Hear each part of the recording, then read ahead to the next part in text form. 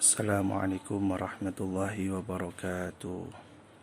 Bismillahirrahmanirrahim. Maulaya salli wa sallim daiman abada ala habibika khairi khalqi kullihim huwal habibul ladzi turja syafa'atuhu likulli hawli minal ahwali muqtahami ya rabbi bil Mustafa balligh maqasidana waghfir lana ma madha ya wasi'al karami. Bismillahirrahmanirrahim.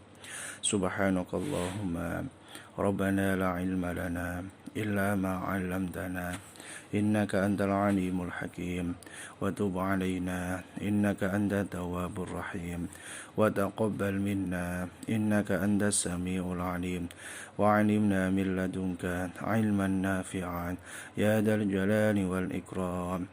Allahumma iftah lana hikmataka wa anshur 'alaina rahmataka ya dzal jalali wal ikram. Sirul Fatihah. A'udzubillahi minasyaitonir rajim. Bismillahirrahmanirrahim. Alhamdulillahirabbil alamin arrahmanir rahim maliki yaumiddin iyyaka na'budu wa iyyaka nasta'in ihdinas siratal mustaqim siratal maghdubi 'alaihim waladdallin. Bismillahirrahmanirrahim. Alhamdulillahirabbil alamin wassalatu wassalamu ala asyrafil anbiya'i wal mursalin sayyidina maulana Muhammadin wa ala alihi wa sahbihi ajma'in ma ba'du. Qala al-muallif rahimahumullahu ta'ala wa nafa'ana bihi wa bi'ulumihi wa amadana bi asrarihi wa ada'alina bi barakatihi amin ya rabbal alamin. Bismillahirrahmanirrahim. Thumma minal ulama'i man jama'al arba'ina fi usulid dini wa ba'duhum fil furu'i wa ba'duhum fil jihati wa ba'duhum fil zuhdi wa ba'duhum fil adabi wa ba'duhum fil khutabi wa kulluha maqasidun sholihatun. Thumma minal ulama'in nuli kusanga saking pira-pira ulama. Man utawi sapane wong jamaah kang ngumpulna sapa man al arba'ina ing 40 fi usulidini ing dalem pokok-pokok agama. Wa ba'duhum lan hali utawi sebagiane man jamaah iku fil furu'i ing dalam pira-pira furu' cabang utawa masalah fikih. Wa ba'dhuhum hali utawi sebagiane man jama'a fiku fil jihati ing dalam masalah jihad. Wa ba'dhuhum hali utawi man jama'a iku fil zuhdi ing dalam zuhud. Wa ba'dhuhum hali utawi sebagiane man jama'a iku fil adabi ing dalam tata krama, masalah adab, akhlak. Wa ba'duhum hali utawi sebagian man jama'a iku fil khutabi ing dalam masalah khitab-khitab, saling nasihat menasihati. Wa kulluha hali utawi sakabiyane al arba'in iku maqasidun iku pira-pira perkara kang den maksud sholihatun kang apik. Jadi ada beberapa ulama itu yang mengumpulkan yang sesuai dengan hadis yang kemarin bahwa siapa saja orang yang menghafal tentang 40 hadis kemudian mengajarkan kepada orang lain, maka itu ada qaul rawi-rawi yang kemarin mengatakan itu bagian dari zumratil fuqaha, zumratil syuhada, syahid, fi zumratil ulama, mendapatkan syahidan, orang yang mendapatkan syafi'an. Nah, nanti orang ulama-ulama yang menggunakan hadis tersebut maupun hadis tersebut yang kemarin itu adalah hadis yang dhaif, tetapi ada beberapa ulama yang menggunakannya. Jadi yang 40 hadis itu nanti yang dicakup itu adalah permasalahan yang pertama itu adalah pokok dari agama, fi usulidini, pokok dari suatu agama. Jadi pokok suatu agama di sini itu adalah menjelaskan tentang sesuatu yang berhubungan dengan apa? Tauhid, masalah keesaan Gusti Allah. Yang kedua nanti yang dibahas itu 40 hadis yang dicakup itu adalah masalah furu. Sebagiannya itu membahaskan tentang hukum-hukum fikih. Al-furu di sini itu adalah masalah hukum-hukum fikih. Kemudian yang ketiga Jadi yang termasuk bagian dari 40 hadis itu nanti akan ada pembahasan masalah tentang jihad. Dan yang keempat, sebagian dari pembahasan dari 40 hadis tersebut itu adalah pembahasan tentang masalah zuhud. Yang kelima, sebagian dari 40 hadis itu nanti yang dibahas itu adalah masalah tentang adab, toto kromo. Dan yang keenam, yang dibahas itu nanti bagiannya dari 40 hadis itu adalah masalah bafil khutab. Khutab itu kalau ulama mengartikan itu adalah apa? Khutbah, ada apa? Memberikan nasihat, memberikan wejangan-wejangan. Jadi kesemuanya itu adalah merupakan sesuatu yang maqasidun sholihah, yaitu suatu tujuan yang baik. Sehingga 40 hadis itu yang wajib dihafalkan itu tidak cuma condong dalam satu pembahasan, tapi mencakup dari beberapa pembahasan. Salah satunya yang pertama adalah fi usuluddin, pokoknya suatu agama. Suatu agama ini sehingga dalam diri manusia itu nantinya harus terpenuhi dari 4 ya. Dari 4 hal yang harus dipenuhi dalam diri manusia. Jadi manusia itu akan mengetahui tentang dirinya, maka manusia itu akan harus mengetahui empat hal. Yang pertama, manusia itu harus tahu tentang hakikat. Hakikat dirinya itu, hakikat pada diri manusia itu nantinya itu harus difahami secara benar. Jadi tentang bagaimana orang itu bisa bicara, bisa bernafas, bisa bergerak. Itu siapa yang membuat tersebut, yang melakukan orang itu bisa bicara, bisa bernafas, bisa bergerak, itu siapa. Kok nanti bisa mengetahui tentang itu, maka orang itu nantinya dinamakan hakikat.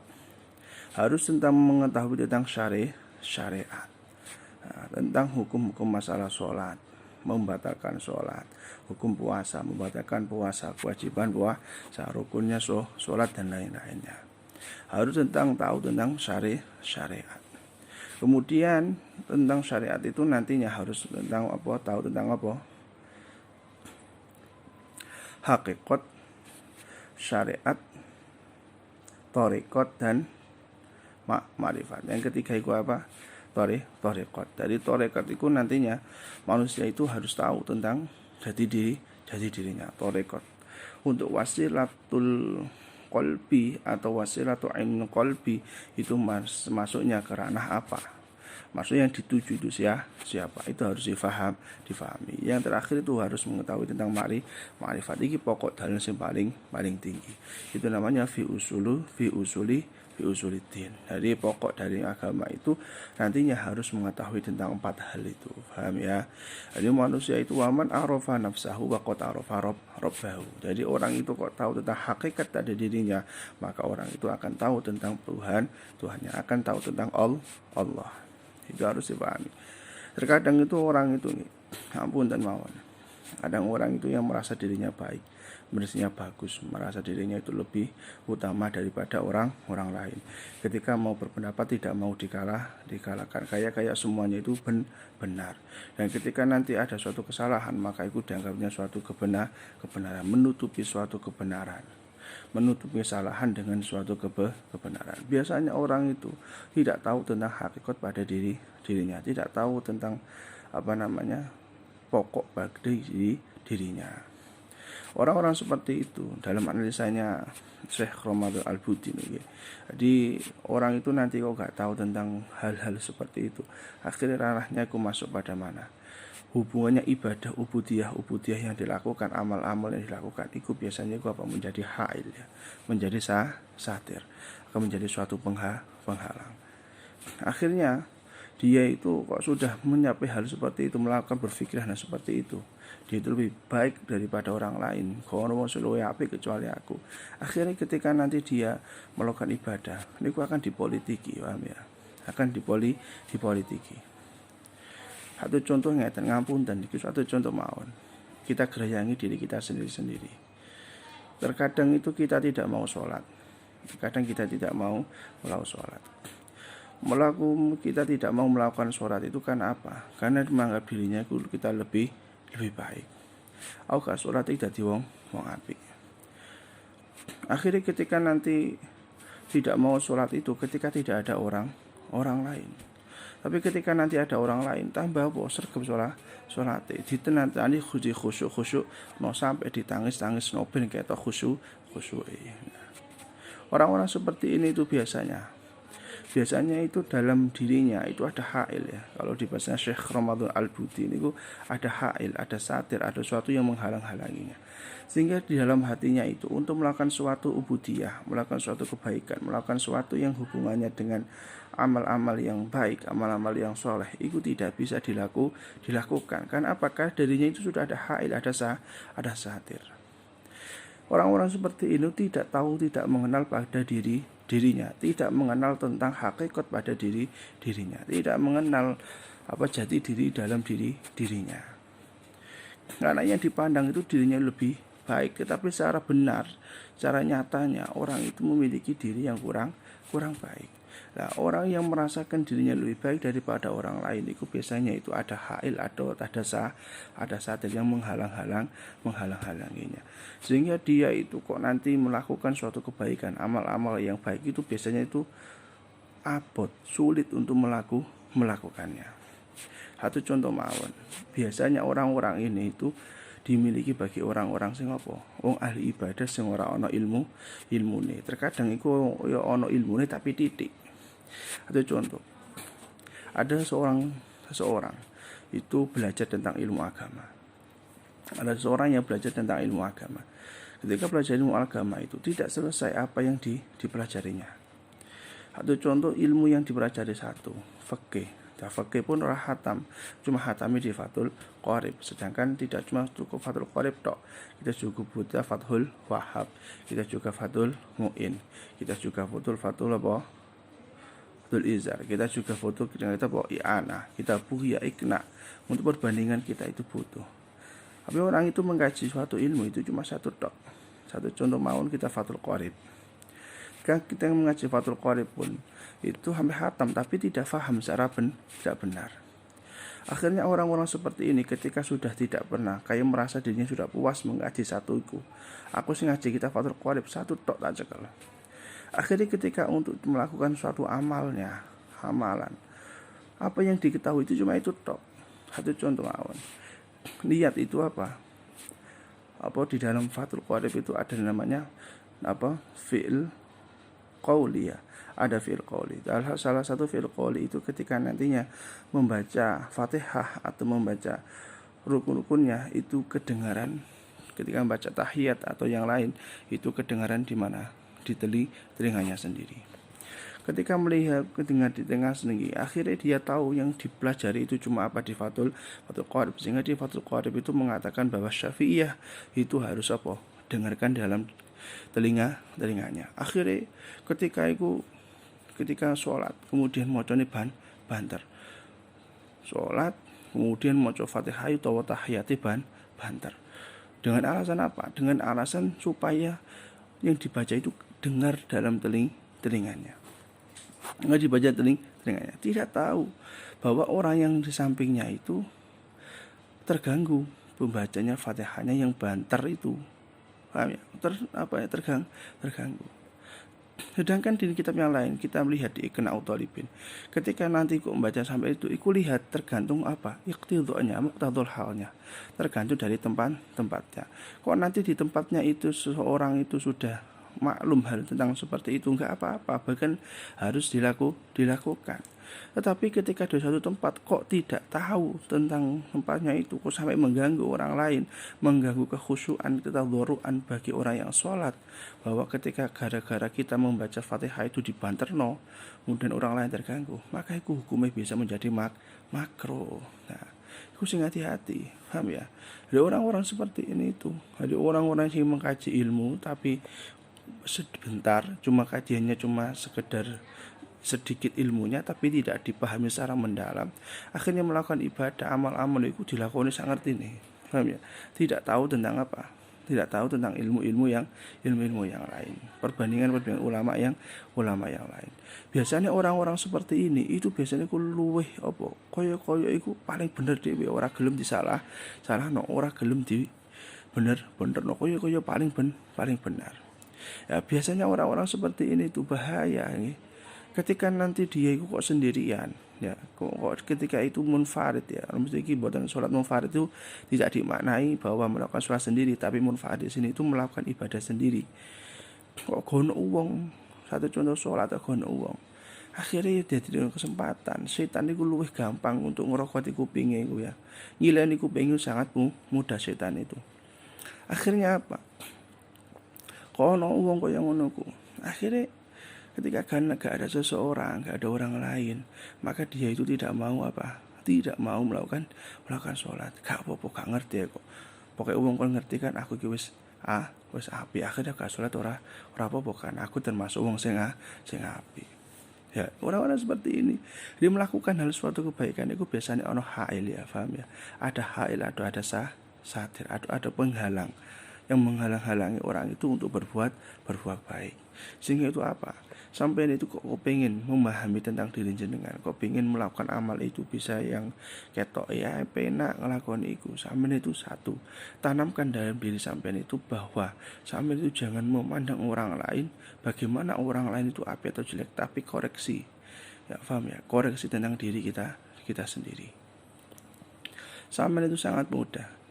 Nengok wong sampean 1, kemudian lihat orang 1000, maka ketika sampean merenungkan untuk membandingkan dengan diri jenengan sendiri, maka itu lebih baik lebih banyaknya sampean itu mencela orang lain. Atau contoh seperti ini, sampean itu malam-malam sendirian, kemudian itu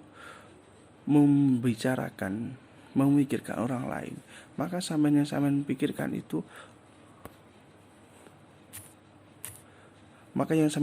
itu adalah sesuatu hal yang berhubungannya dengan apa? Dengan kejelekan orang. Satu contoh, aku mengenangone warung. Tekan warung kok ketemu wong iki, wong iki kok ngene sifate. Akan tidak akan melihat dari sisi kebaikannya. Tapi berbeda ketika suatu malam itu sama sendirian, kemudian sama itu memikirkan tentang diri jenengan, maka yang dipikirkan itu suatu kebaikan. Tidak mungkin memikirkan suatu kejelekan diri jenengan. Atau contohnya ini, mikir-mikir dalu, aku kok duwe ngene sifatku, mungkin aku ngene iki gara-gara aku ingin mari ngelakoni apian, akhirnya aku oleh ngene. Begitu juga ketika sama berpikir tentang kejelekan diri jenengan, aku lapo yo, wong kok baru seneng aku, mungkin mau gak seneng aku gara-gara iri ambek aku, lah ngono iku lho. Lah orang-orang ku sering berpikir seperti itu, mengoreksi diri sendiri itu akan ditutupi dengan suatu kebaikan. Tapi untuk mengoreksi orang lain itu sangat cepat. Paham ya? Ini ngoreksi wong iki gampang setengah mati daripada mengoreksi tentang diri kita sendiri. Nah itu nantinya untuk usuluddin itu nanti kita tidak dapatkan dari pokok dalam suatu agama itu nanti kita tidak dapatkan. Akhirnya kok nanti kita tidak mendapatkan hal seperti itu. Nah khawatir itu nanti ono hail, ono satir yang menghalang-halangi kita. Nantinya kita itu tidak bisa melakukan suatu amal sing baik, melakukan amal yang bagus. Sholat engko iso dadi males. Posone apa maneh kados sing ngeten iki kok dadi males. Wong nglakoni perkara-perkara sing sunah, tarawih, maca Quran, apa tahajud, duha terus dadi males. Nah, ini harus diperhatikan. Karena seorang itu bisa mencapai konsep man arafa nafsah wa qad arafa rabbah. Sapa wong iso ngerteni dhewe, maka orang itu akan benar-benar mengetahui tentang hakikat Tuhannya, tentang hakikat tentang Gusti Allah. Maka itu kita harus koreksi tentang diri kita sendiri. Kemudian jadi 40 pembahasan hadis itu sebagiannya akan membahas tentang masalah furu, ya, masalah hukumnya dengan dalam fikih. Fikih ini juga pokok, ya. Jadi fikih itu nanti hubungannya dengan sesuatu keabsahan ibadah. Jadi keabsahan ibadah ini tidak boleh, ini boleh, ini makruh atau mubah atau yang haram. Paham ya? Nanti hukumnya dengan masalah seperti ini. Jadi fikih ini juga harus dikaji dengan apa? Dengan mendalam. Sehingga saya kenal lagi. Jadi fikih itu nanti hubungannya dengan suatu fatwa. Jadi fatwa itu nantinya menunjukkan suatu dalil yang menunjukkan bahwa ini sesuatu yang diperbolehkan atau tidak diperbolehkan. Sehingga suatu yang nanti diperbolehkan atau tidak diperbolehkan itu nantinya itu yang boleh mengucapkan, yang memberikan hal seperti itu adalah orang-orang yang pernah mendalami tentang fikih. Sehingga kok sampean itu merasa kurang paham tentang fikih, paham ya? Kurang paham tentang fikih, maka sampean itu jangan pernah memberikan apa? Sesuatu yang hubungannya dengan apa? Memberikan fatwa, maka tidak boleh. Karena fikih itu tidak cuma cukup dengan kitab. Paham ya? Kita tidak cuma cukup untuk apa? Membaca kitab tok. Satu contoh, kita membaca Fathul Mu'in, kita belajar sendiri. Kita pahami sendiri, tapi kita tidak pernah guru ono, tidak pernah menggurukan, tidak pernah belajar pada orang lain. Nah, maka kita tidak pernah belajar pada orang lain, kok belajar faham tentang Fathul Mu'in, khawatir nanti ini guru niku sapa setan. Sehingga apa? Fikih itu harus dikaji dan juga harus dikajikan. Harus belajar dulu, juga nanti juga ada guru yang untuk bisa mengkaji kita, paham ya? Jadi seperti itu. Jadi jangan gampang-gampang sampean itu kok nantinya aku mau coba dewe, gak usah dinia, gak usah sekolah, gak usah ngene. Aku mau coba dewe sepenting paham. Khawatir nanti iku ono setan jadi guru, ini kan bahaya. Nah, ini harus diperhatikan, paham ya? Jadi fikih itu harus benar-benar dikaji bagi orang-orang yang ahli dalam fikih. Sehingga fikih itu nantinya berhubungan dengan suatu fatwanya menunjukkan suatu keabsahan dalam suatu hukum dalam ibadah.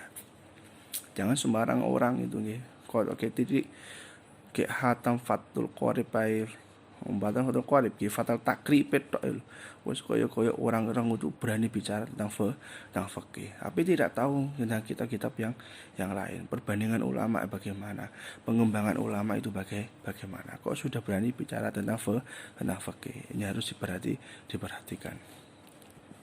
Kemudian nantinya dari 40 itu juga membahas tentang jihad. Jadi jihad itu yang di sini adalah jihad tentang apa? Nafsul ghair. Sehingga jihad itu ada dua, jihadun nafsi, ada jihadun nafsul ghair. Kalau jihadun nafsi itu berhubungan tentang kita melawan hawa nafsu kita, melakukan supaya kita gak takabur, ben gak riya, ben gak memiliki sifat-sifat yang jelek, tidak memiliki akhlak madmumah. Nantinya itu kita harus perangi dengan jihad, yaitu namanya jihadun nafsi. Kalau nanti jihadun nafsi ghair itu nantinya berhubungannya seperti apa? Seperti onone kita berperang. Oh ya, kita berperang, jihad amar ma'ruf nahi munkar. Itu nantinya namanya jihad. Sehingga yang dimaksud dalam 40 hadis ini yang dimaksud adalah jihadun nafsul ghairu. Banyak ulama yang menggunakan hal seperti itu. Kemudian dari 40 yang lain, itu dari 40 hadis itu ada juga pembahasan tentang masalah zuhud.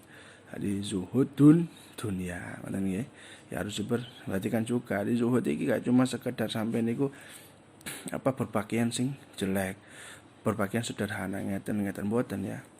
Jadi zuhud itu mengkhawatirkan ya. Jadi aku lagi sepakat dengan pemikirannya Abu Jaid Muhammad Alawi Al-Maliki itu. Sebenarnya orang yang thalibul ilmi ya, orang yang mencari ilmu itu berbeda konteksnya dengan suatu zaman. Sehingga itu ada makalah itu al-aqil ar-rajul akil ulifa bizamanihi. Seorang laki-laki yang memiliki akal, yang memiliki suatu pengetahuan yang dinamakan orang yang berakal. Laki-laki yang berakal itu adalah laki-laki yang mengetahui zamannya. Dulu mungkin zamannya ketika zuhud itu dimaknai orang yang berpakaian sederhana, hidup sederhana, dengan bersikap berperilaku sederhana. Tapi kalau dengan perubahan zaman, menurut Abu Yazid Muhammad Al-Maliki itu tidak cukup dengan hal seperti itu. Tidak cukup dengan menggunakan hal seperti itu. Sehingga apa? Zuhud yang di mana itu apa? Zuhud di sini itu tidak melakukan sesuatu yang berhubungan dengan syubhat. Paham ya? Tidak melakukan perkara yang syubhat atau yang haram. Bukan pemakaian kita, paham ya? Bukan perpakaian kita yang tidak pakai sendal. Santri kok kalau sandalan, paham ya? Kayak ini bolong beda. Itu kurang pantas. Itu tidak makan zuhud, paham ya? Itu tambah nama menurunkan harga dirinya, paham ya? Tidak bisa naqsu hifdzul irdi, mengurangi dari harga dirinya. Itu hukumnya apa? Haram, paham ya? Itu hukumnya haram. Sehingga zuhud di sini itu yang difahami dengan konteks zaman sekarang itu adalah zuhud yang berhubungan dengan apa? Dengan menggunakan tidak melakukan sesuatu yang syubhat, suatu yang belum jelas ini tentang suatu haram, suatu yang diperbolehkan atau tidak, dan apalagi melakukan sesuatu yang diharamkan. Iku sangat hati-hati, iku namanya zuhud. Ono santri ketune wah bengera gede-gede. Kutunge iku apa? Wah bengera mereka enak. Dengan punten, ya harus dijogo tenanan. Iku mboten zuhud niku. Itu nantinya orang yang nopo naksu hifdzul irdi, mengurangi dari harga dirinya. Kok sampai hal seperti itu terjadi, bisa terkurang harga dirinya. Gono aji nih seorang sing jadi santri iku, akhirnya hukum menjadi apa? Haram. Koyo menuti api, tapi menurut syariat itu salah. Paham begini? Saya hati-hati sama niku. Ojo ketok-ketok sama niku menyeleh ngene-ngene. Ketuane bunder, ketuireng dadi bunder. Sampai wabang lah, enak ambune ya. Jangan seperti itu tidak zuhud ya. Itu namanya naksul hirdul irdi, mengurangi dengan harga dirinya. Itu tidak boleh. Jadi selanjutnya dari 40 hadis itu nanti akan juga ada pembahasan masalah tentang adab, paham ya? Tentang tata krama. Di tata krama itu karena kanjeng Nabi itu innam bu'itsu li utammima makarimal akhlak. Innamal bu'itsu li utammima makarimal akhlak. Kanjeng Nabi itu diutus sebagai apa? Menyempurnakan beberapa akhlak. Jadi akhlak itu sebagai pondasi awal kita itu bisa apa dinamakan suatu orang itu bisa menjadi contoh bagi orang lain. Di akhlak kita, jadi seorang itu akan memandang diri kita itu menurut Imam Suyuti ku ana telu. Paham ya? Ada telu. Yang pertama, yang dilihat oleh seseorang itu adalah dalam segi apa? Ucapan. Iki utama, kok ucapane welek, maka wis justice orang itu akan menjadi orang sing apa? Welek. Omongane kok seneng mesa-meso, bentak-bentak, akhirnya omongane sing ora omongane welek daripada omongan sing apik, akeh eleke daripada omongan sing apik. Akhirnya orang itu akan mengatakan bahwa orang itu menjadi orang sing jelek. Kamu ngerti? Memang Suyuti seperti itu. Imam Suyuti mengatakan ada 3 konsep ini. Orang akan dinilai oleh seseorang secara zahirnya, tetapi yang dimaksudnya secara zahirnya, secara bentuk zahirnya. Yang kedua, yang pertama itu apa? Ucapan itu salah, akhirnya kok nanti nih dadi wong iku akan beranggapan orang itu jelek. Yang ketiga itu apa? Tingkah laku. Ucapane elek, ucapane apik. Akhirnya kok ana tingkah lakune elek. Akhirnya iki lho, iso dadi orang itu menjadi elek. Sampai ning ngomongane apa? Dawuh-dawuh nang wong. Kandhane apik ngene, astagfirullahaladzim, alhamdulillah. Tapi cara sikape jenengan ngelakno wong, nyurian, ghosopan, sak lain-lainnya. Kanca-kancane iku dilakoni kabeh. Maka akan sampean itu mengatakan bahwa sampean iku apa? Memiliki akhlak sing apa? Memiliki akhlak sing elek. Kata Imam Suyuti. Dan yang ketiga, orang itu akan berpandangan pada diri jenengan itu adalah dalam segi apa? Segi kitabah, apa tulisan sampean. Mungkin menurut di sini kita tidak menjadi itu ya, tidak sering kita lakukan. Tapi di zaman dulu itu orang menulis itu bisa menjadi jati diri seseorang. Karena dalam kitabah, dalam tulisan itu akan mencerminkan pada diri seseorang. Masih tulisannya sama omongannya api, akhlaknya api cara itu, tapi tulisannya dengan kata-kata itu menunjukkan sesuatu yang jelek, maka orang itu akan berpikir bahwa orang itu akan menjadi jelek. Itu saya ingat dari Mas Suyuti seperti itu. Jadi akhlak yang kita jaga itu harus kita itu harus menjaga tiga hal ini. Apa tentang ucapan kita, tentang akhlak, apa perilaku kita, ahwal kita, atau tentang apa kitabah tulisan. Sampeyan jadi wong apik tapi statusnya welek, mau orang itu akan berpikiran bahwa sampeyan itu menjadi orang sing apa jelek. Nulisin di Facebook lo, nulisin di story, di WA, atau nulisin di Instagram, atau nulis yang di sosmed itu. Kalau sampeyan menulis dengan kata-kata yang jelek, otomatis orang itu akan beranggapan sampeyan itu menjadi orang sing apa jelek. Kalau sampeyan cerita hoak di jaman tulis perkara sing hoak, akan berpikiran orang itu menjadi pikiran orang sampeyan iku wong sing apa suka goro, suka ngetoki. Nah, ini harus diperhatikan, saya itu harus benar-benar diperhatikan. Adab ini sangat pokok. Jadi adab itu Jangan berpikir cuma sekedar tingkah laku dong gitu loh. Jangan berpikir, tapi kembangkan. Dari adab itu berkembang. Akhlak yang baik itu bagaimana? Berkembang. Karena sesuatu yang kita hadapi itu tidak cuma sekedar dalam bentuk yang seperti dulu, tapi kita menghadapi sesuatu yang berbeda. Jadi akhlak itu tidak cuma sekedar kita itu tunduk-tunduk ngarepe wong, api-api wong tapi omongannya kita elek. Sering ngerasane wong itu juga tidak memiliki adab sing apik. Akhirnya kembangkan. Adab itu, tata krama yang baik itu kembangkan. Seseorang itu nantinya bisa itu apa? Urifa bi zamanihi, mengetahui tentang zamannya. Kita mengetahui zamannya, maka kita itu harus tentang tahu panggon sing kita lakukan itu koyo apa. Jadi adab itu harus kita kembangkan. Kita kembangkan saestu. Kita kembangkan, kita apa? Perkembang lagi tentang pembahasan tentang adab. Sehingga iku kok ana wong iku nggih. Gampangane iku kok ana tiyang iku omong tata krama apik iku contohan. Paham ya, lihatan. Sekula itu sangat mudah sekali. Bagaimana cara muasyarah tunas serawungan kali menungso iku setiap harinya. Apakah itu baik atau tidak? Loh, kok omong perkara sing secara muasyarahnya kurang baik dengan manusia. Akhirnya kok membicarakan tentang adab. Waduh, itu pembohongan ya. Itu pembohongan. Akhirnya jangan dipercaya hal seperti itu. Banyak orang-orang yang berbicara seperti itu, tapi tidak pernah dilakukan dalam dirinya. Nah, ini harus diperhatikan. Kemudian selanjutnya dari 40 bagian itu nanti ada pembagian tentang masalah khutab. Khutab itu kalau diartikan ulama itu, kiai-kiai itu bisa mengartikan itu apa? Khitobah, apa? Khutbah. Apa?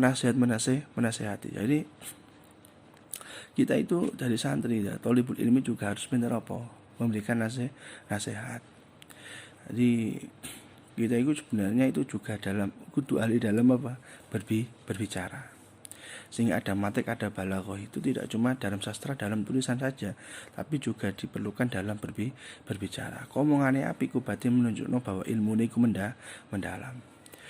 Sehingga iku ngeten nggih. Jadi santri iku jangan kaku dengan mentalitas kita. Jadi mentalitas kita itu harus terasa dari kita masih di pondok. Jadi kita kesempatan di pondok itu kita itu harus belajar tentang mentalitas kita. Kalau nanti mentalitas kita tinggal belajar tentang apa? Berbicara. Nah, kalau berbicara itu, maka yang disampaikan dalam ilmu yang disampaikan, yang diterima, yang dibawa itu gampang untuk disampaikan. Kok nanti sampean gak iso ngomong santri, ngapunten. Orang santri gak iso bicara, akhir ilmu ini kanggo sapa kanggo awake dhewe, tidak bisa dimanfaatkan bagi orang lain. Kadang itu seseorang itu sekarang memilih itu orang yang apa? Berpakai analisa, beranalogi, paham ya?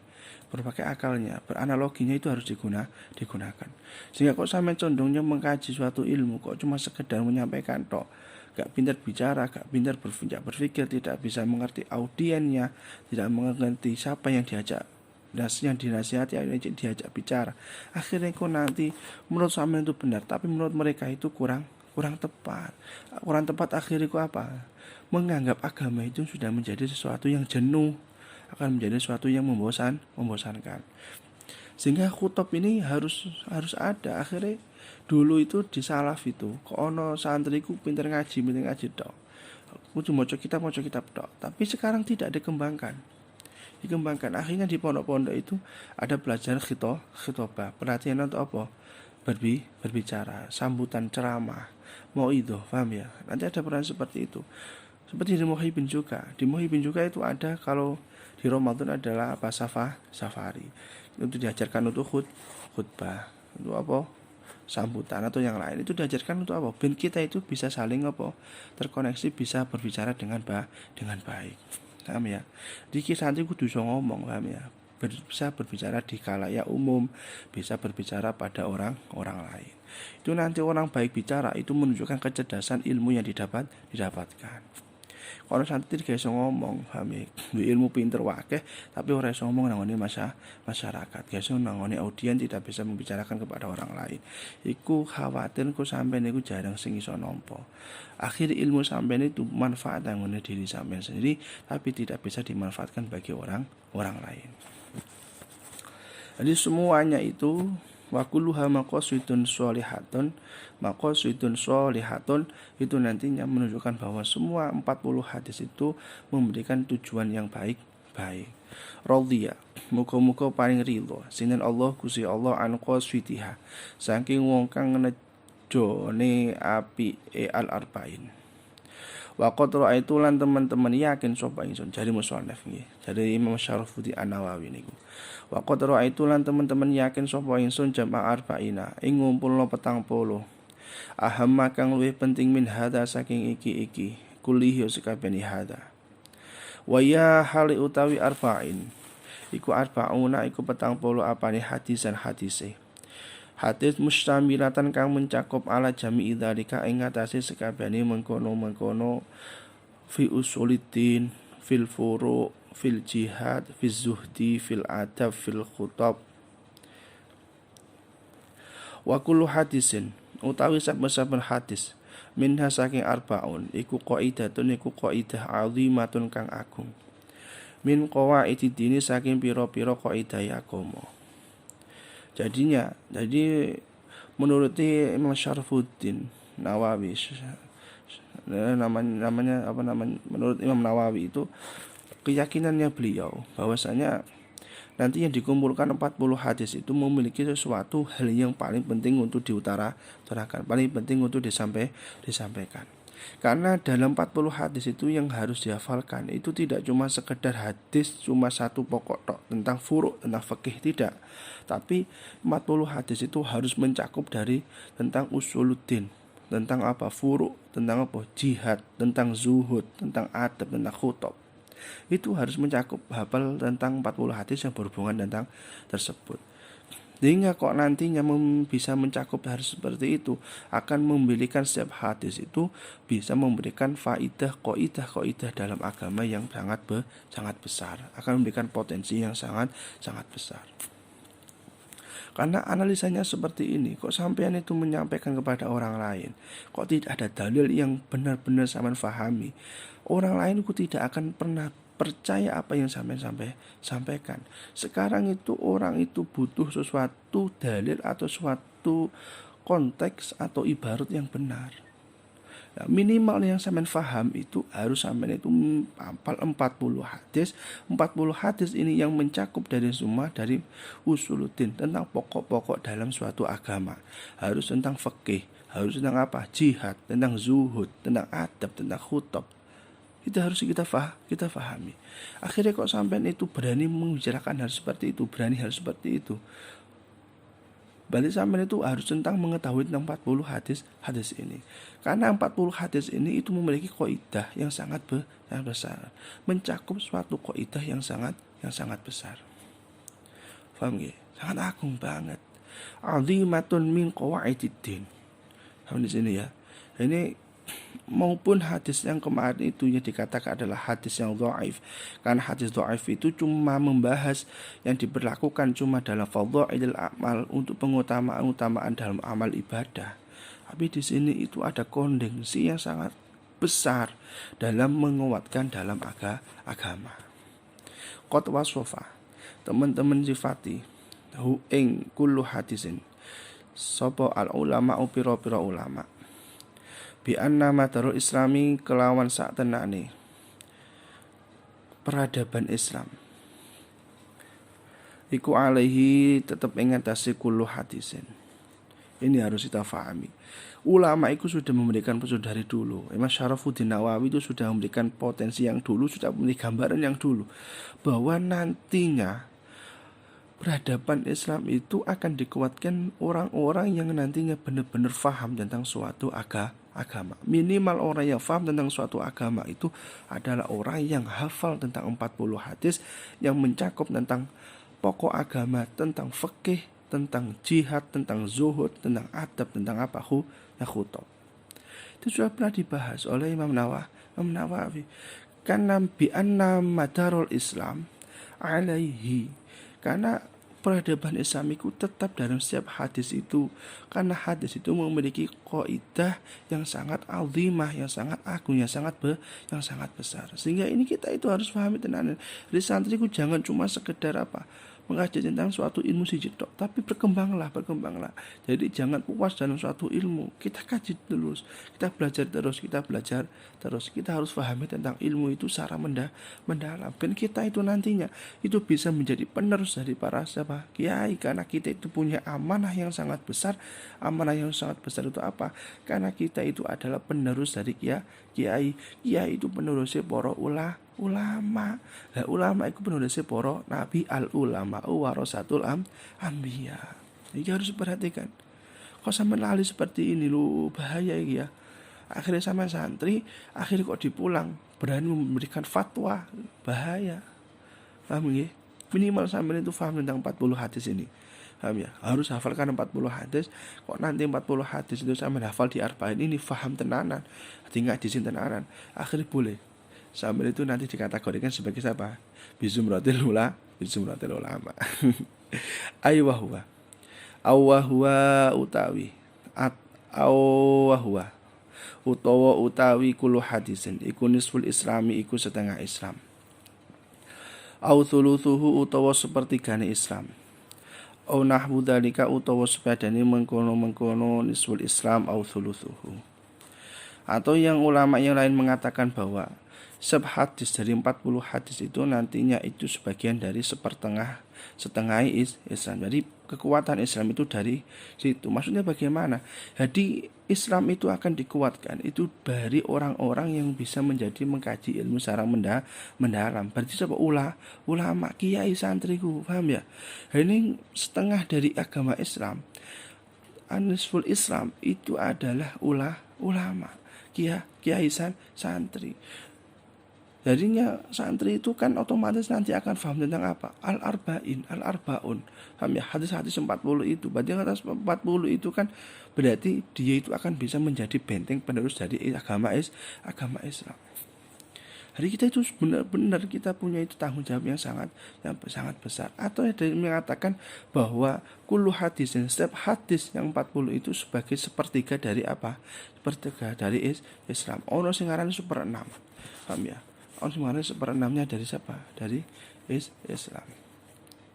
Summa altazimu nulin altapna sapa ingsun. Fi hadhil arba'ina ing dalem iki 40. Retepno antakuna nyento ono apa arba'in iku sahihatan sahih. Wa mu'dhamuha hali utawi agungi arba'un. Iku fi sahihayil Bukhari. Ing dalem sahih lorone Bukhari wa Muslim lan Imam Muslim. Jadi 40 hadis itu yang diambil itu adalah hadis-hadis yang sahih. Hadis-hadis yang sahih itu dari Imam Bukhari dan Imam Muslim. Dua sahihain, yaitu dari Imam Bukhari dan Imam Muslim. Jadi sehingga 40 hadis itu dikerucutkan lagi. Yang kita ambil itu berupa hadis-hadis yang sahih. Dari kebanyakan riwayat yang diambil itu adalah dari Sahih Bukhari dan Sahih Muslim. Wa adkuru lan nutur sapa ingsun ha ing alfaun. Mahdhufatal asanidi ing buang pira-pira sanad. Jadi Imam Nawawi ini di dalam kitab Arba'in Nawawi itu tidak menyebutkan sanad hadis, paham ya? Tapi membuang sanad hadis. Alasannya apa? Liyashula, supaya dadi gampang. Apa hifdzuha ngapalo arba'un. Wa yu'amma lan dadi lan bisa dadi sumambrah apa al-intifa'u manfaat biha kelawan al-arba'un. Jadi alasannya dibuang sanad hadis, perawi hadis itu yang disebutkan cuma satu perawi tok. Karena apa? Karena benda dihafal hadis itu bisa dihafalkan bagi orang-orang yang belajar tentang hadis tersebut. Kemudian bisa memberikan intifaknya. Jadi menghafalkannya nantinya ikut bisa jadi ambil intifak. Jadi akhirnya yang dikaji itu dalam hadis tersebut. Nanti kok perawinya yang disebutkan. Nah, nanti kok perawinya disebutkan banyak-banyak. Akhirnya bagi pemula untuk belajar hadis ini sangat kesulitan. Apalagi tentang memahami tentang konteks dari hadis. Ngapalno dari perawinya itu sudah sulit, apalagi memahami tentang hadis. Jadi Imam Nawawi ini membuang dari sanad-sanad hadis, perawi-perawi hadis ini karena alasannya karena untuk memudahkan orang yang menghafalkan hadis tersebut. Kemudian benopo manfaat ilmu ini ku bisa sumamrah, bisa dimanfaatkan bagi orang lain. Insya Allah mengkerso sinten Allah Gusti Allah taala halim wa luhur sinten Allah. Tuma usbi unuling ngetutaken buri sapa ingsun ha ing arbaun bibabin kendal kelawan bab fi dhabti khafi al-fadhiha ing dalem langgerine samari pira-pira lafati al-arbaun. Jadi Imam Nawawi itu juga dalam kitab ini juga disebutkan bahwa tsumma utbi'u habibabin, kemudian dicantumkan dari bab-bab untuk bisa memberikan pelajaran, untuk memberikan lafaz itu mudah untuk difahaminya. Jadi contoh bab nanti bab awal, bab 2, bab 3. Nanti setiap bab itu diberikan suatu pembahasan sendiri, tidak dijadikan satu bab kemudian pembahasannya dari 40, tidak. Jadi setiap bab itu nanti mencakup dari satu hadis. Wayam baghina sayekjo likuli rohibin kedue wong kang sing demen fil akhirat ing dalam akhirat. Apa aya arifan yen to ngawruhi sapa rohib ngarwi hadhil ahaditha ing iki pira-pira hadis. Jadi kayak sindiran ya. Yang Nawawi ku kayak sindiran bahwa ketika nantinya orang itu cinta tentang akhirat, demen sampai akhirat, maka dia itu akan berusaha untuk mengetahui tentang hadis-hadis ini. Berarti kalau di mafhum secara mafhum mukhalafahnya, berarti kok ono wong gak gelem belajar 40 hadis ini, berarti orang itu ora seneng sampai akhirat. Jadi penanyakan mawon, jenengan kita semua itu apakah demen tentang akhirat atau tidak? Kalau nanti kita demen dengan akhirat, berarti maka kita itu harus mengetahui, memahami tentang hadis ini secara baik, iso dihafal. Saya itu punya teman dulu nih, saya ceritakan sedikit awal. Saya punya teman itu hafalnya sangat kuat sekali. Dia itu menghafalkan tentang hadis arba'in Nawawi. Kemudian saya pernah ditanya-tanya, aku pengen kau yang kamu ngapal arba'in aja. Makom kita itu berbeda tol. Makom kita itu berbeda. Awakmu makome ngoten, aku makome ngene. Sehingga kamu jangan ngapal arba'in Nawawi. Sepenting awakmu bisa mengkaji ilmu-ilmu sing dikandung dalam hadis itu. Ben aku sing ngapal lo.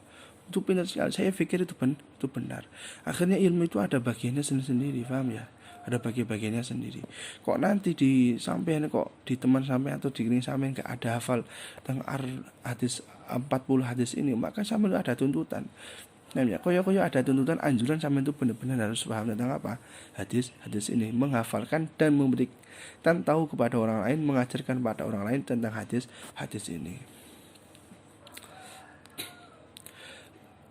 5 mari perkara istamal kang mengko apa al hadis alaihi ing atase minal muhimmati saking pira-pira perkara kang penting. Wahtawat lan ngarahno alaihi ing tawat lan ngarahno apa al hadis.